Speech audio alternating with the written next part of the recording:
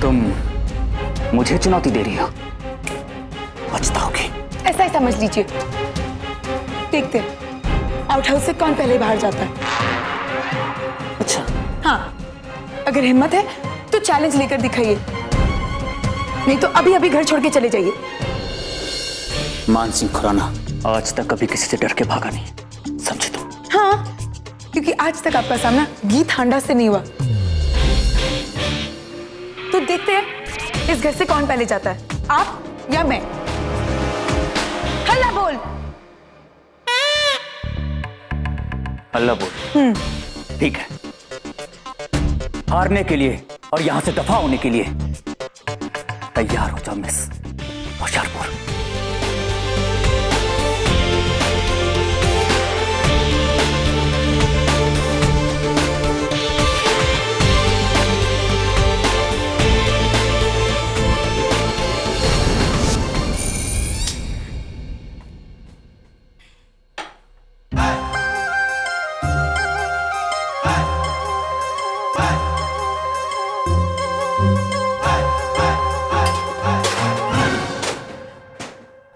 इसे कहते मेरे नए घर की नई रसोई। सबरे से फालतू बातों में अपना टाइम वेस्ट कर लिया ना, अब सोचियो थोड़ा अच्छा खाना बना लेती हूँ। गीत, तुम यहाँ किचन में क्या कर रही हो? हाँ सर, आप भी ना बुरा मत मानिए, पर आपको नहीं लगता आपने मुझे बिना दिमाग का सवाल पूछ लिया? I mean, आप जैसे चतुर और चालाक इंसान को ये शोभा नहीं देता। अब आप ही मुझे बताइए, लोग अपने घर पे अपने किचन में क्या करते हैं? खाना बनाते। और हाँ सर, ये और एक चीज शोभा नहीं देती कि मेहमान होकर अब घर वालों को बेतुका सवाल पूछे, है ना? गीत, इस 30 करोड़ के घर की डील मेरे नाम की है और तुम मुझे मेहमान कह रही हो? दांत तो मुझे तुम्हारे दिमाग नीचे उतरो टूट जाएगा, बहुत तो मुझे तुम्हारे दिमाग की देनी पड़ेगी। 30 करोड़? सर, सच में ये घर इतना महंगा है? तभी तो हमेशा आपका नाक चढ़ा हुआ रहता है। मेरा मतलब है, पता है मेरी सहेली पवनदीप है ना, उसके दादाजी ना, उनकी भी कोठी 1 करोड़ की थी। एक मिनट गीत, तुम खाना बना रही थी ना, तो खाना बनाओ। मैं आलू के पराठे बनाती हूँ, दही के साथ और बटर के साथ। आलू का है सर, आपने आलू चुरा तो नहीं लिए ना? मैं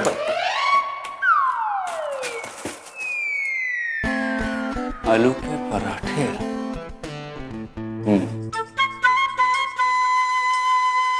सर, आप मुस्कुरा क्यों रहे? कुछ नहीं, तुम आलू के पराठे बना रही हो ना? सुनो, आलू के ही पराठे बनाना। हाँ, मुझे आपकी परमिशन या आपकी हेल्प की बिल्कुल भी जरूरत नहीं।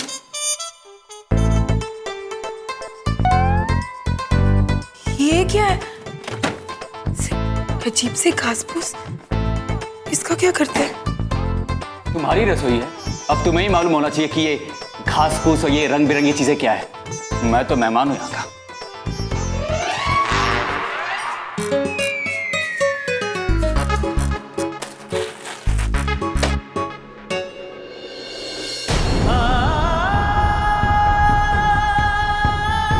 और मेरी जिंदगी में रोशनी आपके आने से होती है।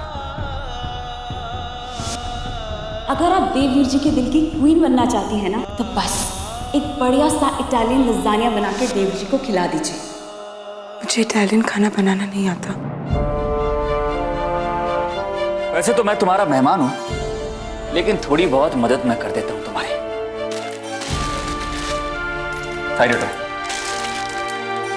नहीं चाहिए मुझे इटालियन खाना, नफरत है मुझे इटालियन खाने से। इससे अच्छा तो मैं भूखी रह जाऊं। मुझे और मेरे भाई को इटालियन खाना ही पसंद है और मैं तो वही खाऊंगा।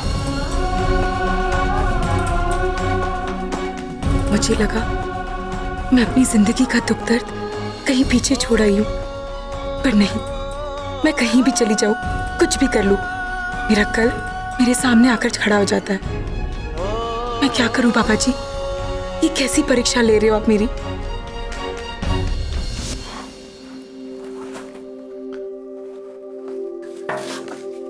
Sir, may I come in? Hey, come in, come in. Sir, ये एक एक्स एम्प्लॉय के प्रोविडेंट फंड के पेपर्स है। इस पर आपके साइन चाहिए थे।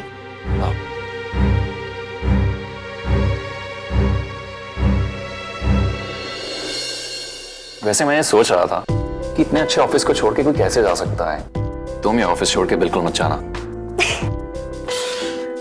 वैसे ये किन पेपर्स पे साइन करवा रही हो तुम? सर, एमके सर के पर्सनल सेक्रेटरी के papers. Secretary? Tell me one thing, mister Khurana, I mean मेरे ब्रो को सेक्रेटरी बहुत पसंद थी ना? पता नहीं सर। वैसे आई एम एस्टॉनिश्ड कि ब्रो ने कभी ये नोटिस क्यों नहीं किया कि उनकी रिसेप्शनिस्ट कितनी प्रिटी है। Thank you sir.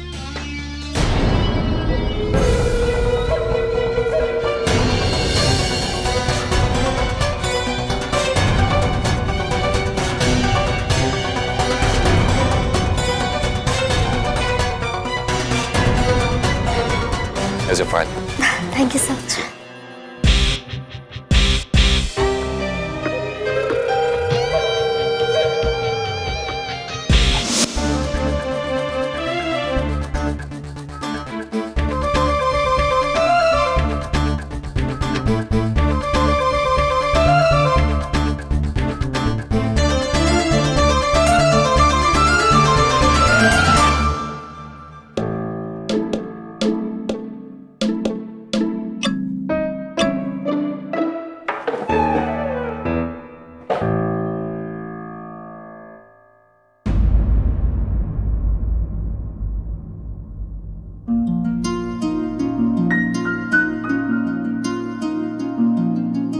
गीत, तुम्हें उदास होने की कोई जरूरत नहीं।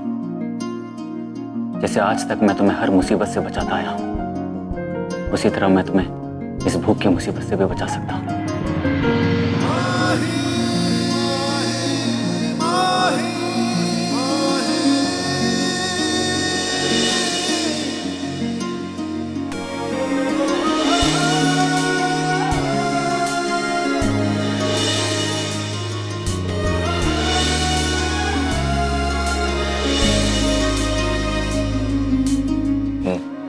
मेरा कहने का मतलब है इस पास्ता से, ये मैंने बनाया। Thank you sir. पर मुझे किसी मसीहे की जरूरत नहीं। मुझे क्या करना है, क्या नहीं करना है, मैं खुद देख लूंगी।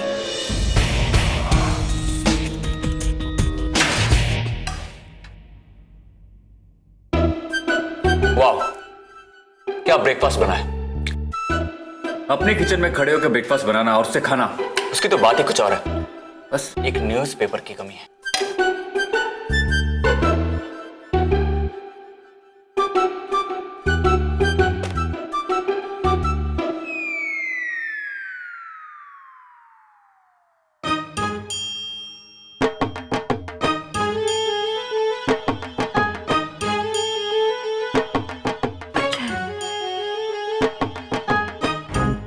कि मर्द होके भी खाना बनाना सीख गए।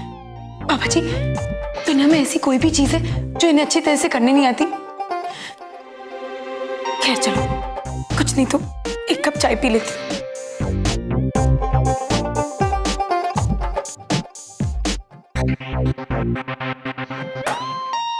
चाय पत्ती कहां से होगी? कड़वी कॉफी पीने की जो आदत है। ठीक है, गर्म पानी से ही पेट भर लेती हूँ।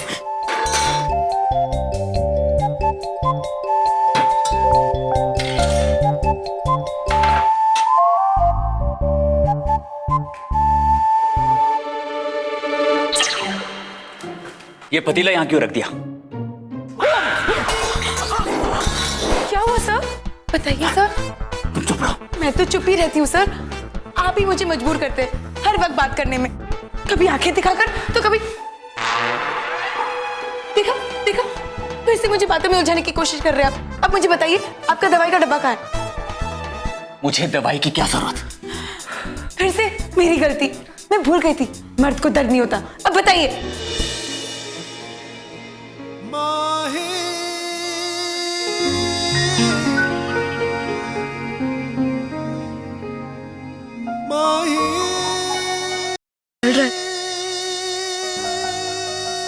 आप यही रुकिए, मैं अभी टूथपेस्ट लेकर आती हूँ। मेरे दांत नहीं, मेरे हाथ जले हैं।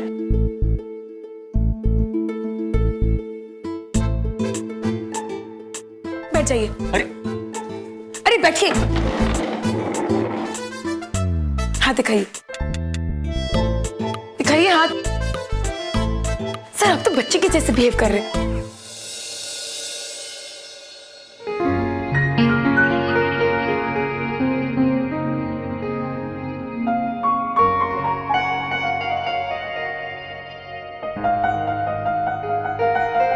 चल रहा है सब।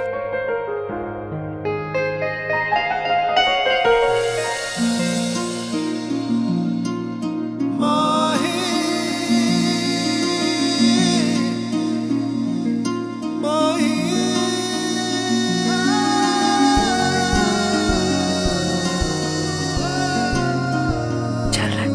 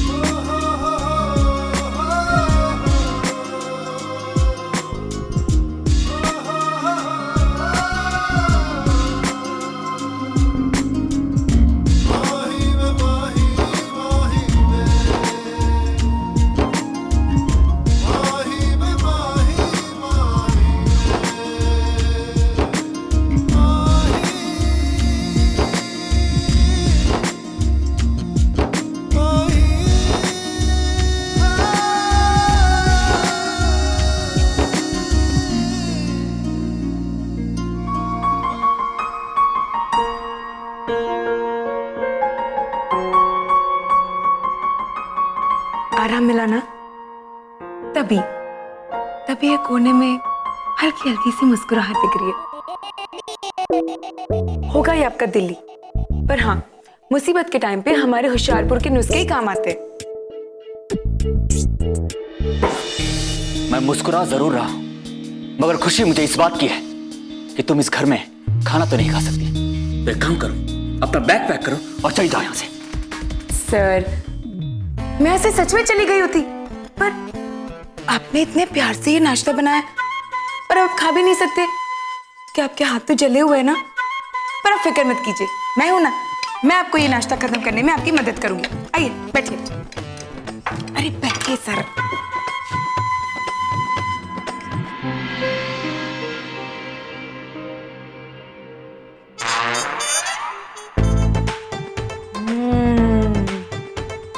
अच्छा सर, बहुत अच्छा बना।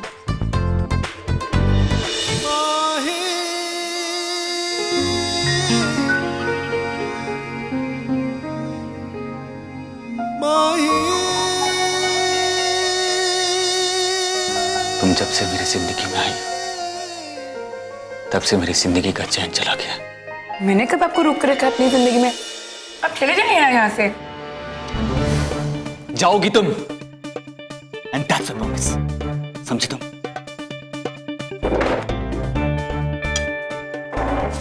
मेरी जगह अब तो मैंने उनसे कुछ कहा भी नहीं, फिर भी घबरा कर भाग गए। दादी माँ, अगर आप इस उम्र में इतना तेज चलेंगी ना तो आपके दिल की धड़कन फिर से बढ़ जाएगी और फिर आपको पैल्पिटेशंस भी शुरू हो जाएंगी। अगर किसी के मान साहब जैसे पोते हों तो उनके दिल की धड़कन कभी नॉर्मल हो ही नहीं सकती। दादी माँ, आपने तो मौन व्रत रखा था ना, लेकिन अभी तो आप बोल रही हैं। जिस तरह मान बिहेव कर रहे हैं ना, थोड़े दिनों के बाद मैंने हमेशा के लिए बात करना बंद कर देना। लेकिन प्रॉब्लम क्या है? अब आप ही देखिए, हमने मान के लिए एक नई सेक्रेटरी रखी है। बस इसी बात को लेकर जनाब बिफर रहे हैं। बताइए, क्या ये कोई वजह हो सकती है नाराज होने की? बिल्कुल भी नहीं। इनफैक्ट आप तो ब्रो की सूखी बेरंग जिंदगी में थोड़ा रंग डाल रही हैं। वही तो। लेकिन अब ये बात उसे कौन समझाए? हाँ, पता नहीं बाहर आउट हाउस में क्या उटक पटक चल रहा होगा। तो दादी माँ, यहां पे फिक्र करने की बजाय अपने वहां जाके समझाइए ना। एक आप ही हैं जो ब्रो को समझा सकती हैं। And bro really loves you.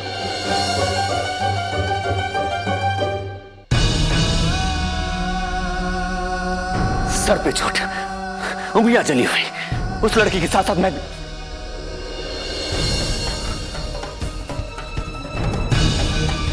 मान सिंह खुराना ने भी किसी सर्कस के जोकर की तरह कर्तव्य करना शुरू कर दिया।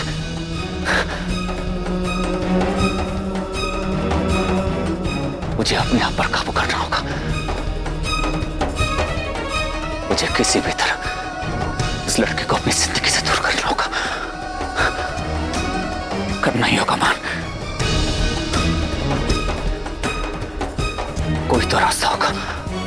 सोच मान, सोच। उस मान की तरह सोच जो गीत से मिलने से पहले हुआ करता था।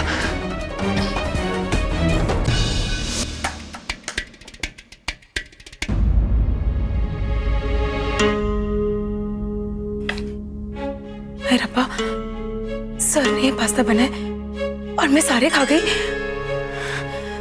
कुछ ज्यादा ही हो गया ना। पर सर भी ना मेरी प्रॉब्लम ही नहीं समझते।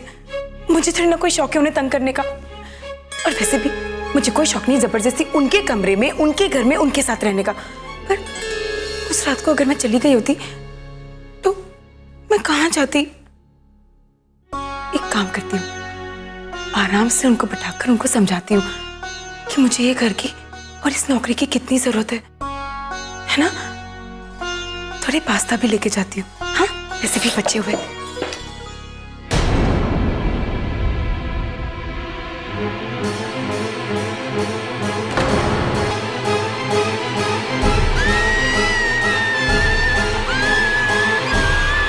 यस, दादी माँ ने जब इस लड़की को इस जॉब पे रखा होगा तो कोई ना कोई कॉन्ट्रैक्ट तो जरूर साइन करवाया होगा। और उस कॉन्ट्रैक्ट में इस नौकरी से निकलने का कोई ना कोई क्लॉज तो होगा ही। बस उस क्लॉज की जो भी शर्तें हैं उसे पूरी करके इस लड़की को यहां से रफा दफा करता हूं।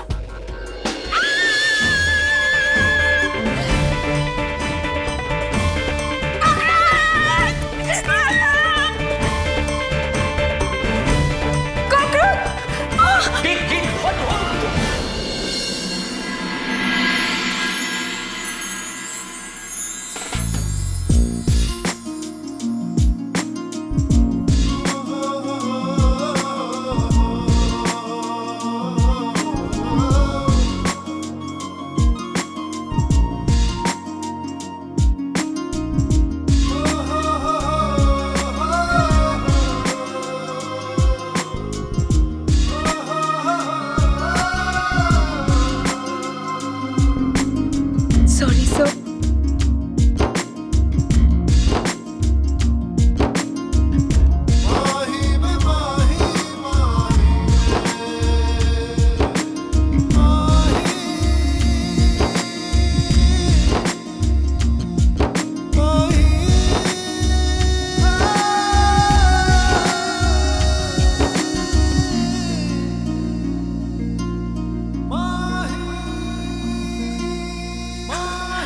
Sir, I am really sorry.